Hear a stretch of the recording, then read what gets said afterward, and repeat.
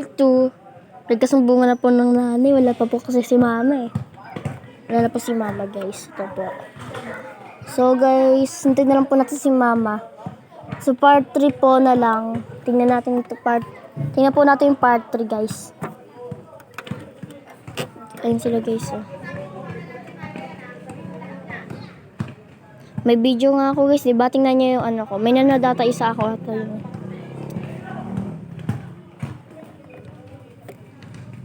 So guys, habang na yung part 3. Masyado to kasi unti lang eh. Hintayin na lang natin si mama. Guys, ito ako ngayon guys.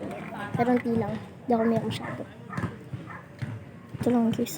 Naman namin. So guys, hintayin na lang natin.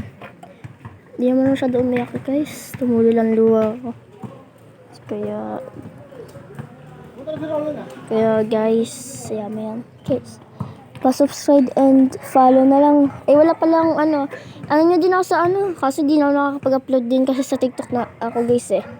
Inuuna ko yung YouTube kahit di ako nagkakapera guys. Pero okay lang. At least pag wala kang magawa, pinibidyo na lang guys.